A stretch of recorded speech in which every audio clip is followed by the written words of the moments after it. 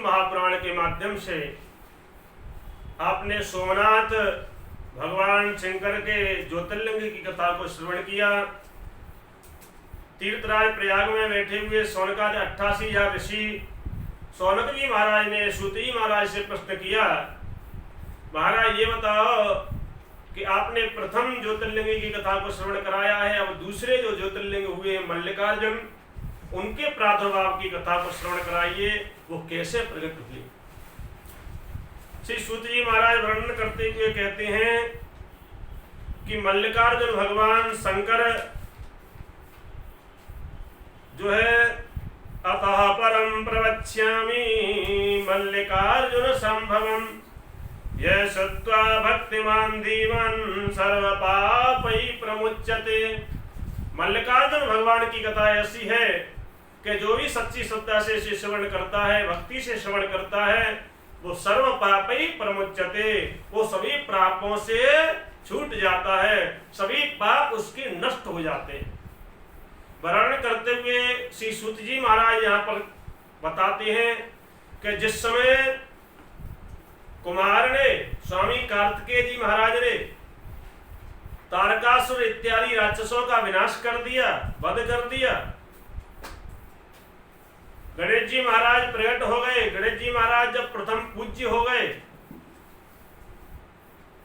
और दोनों भैया कैलाश पर्वत पर सानंद रहते हैं, बड़ा भारी प्रेम है, बड़े आनंद से रहते हैं, बड़े प्रेम से रहते हैं। एक बार भोलेनाथ मां पार्वती के साथ बैठे हुए हैं। भोलेनाथ ने दोनों से कहा कि मैं आपका विवाह करना चाहता हूं, ये बताओ कि किसका विवाह पहले करूं।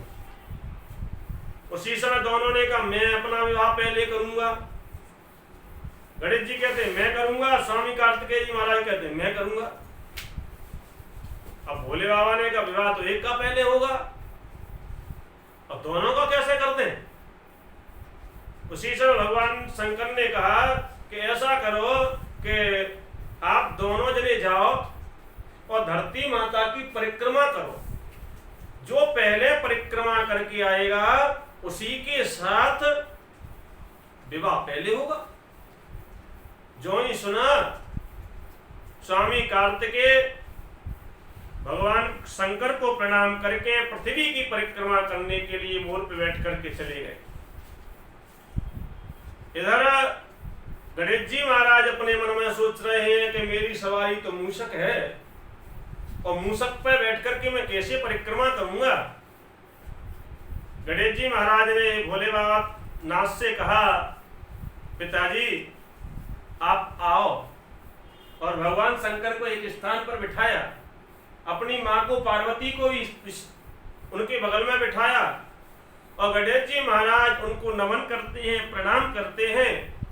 अपने माता पिता की जो है 7 परिक्रमा कर ली और प्रणाम करके खड़े हो गए।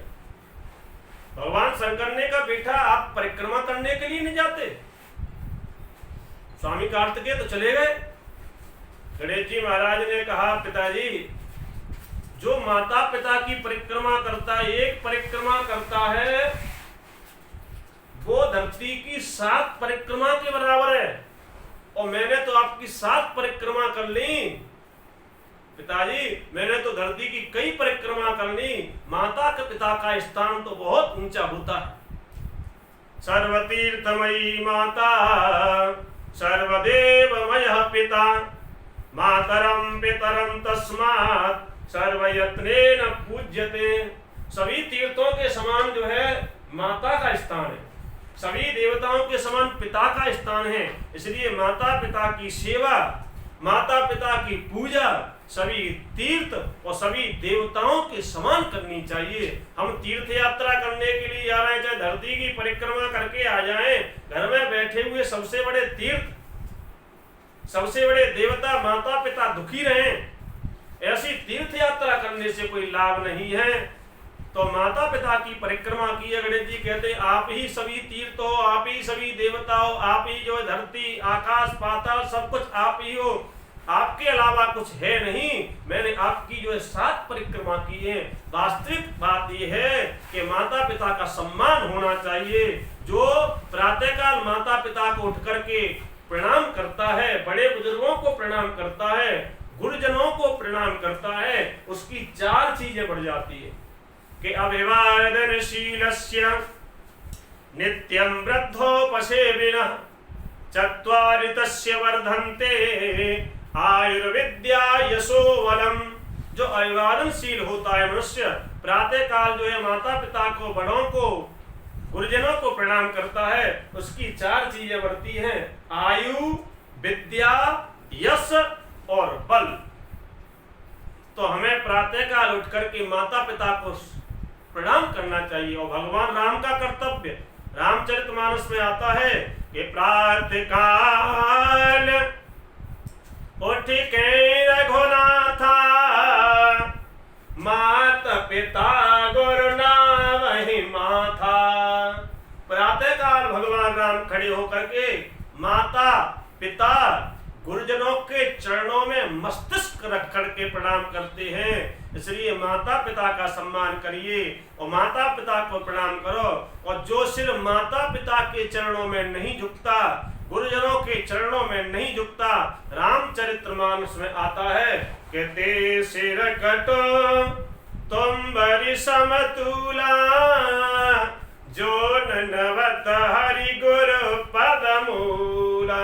जो सिर माता पिता के चरणों में नहीं झुकता है, बड़े बुजुर्गों के चरणों में नहीं झुकता है, गुरुजनों के चरणों में नहीं झुकता है, वो कड़वी लौकी होता है, उसका कोई काम नहीं है।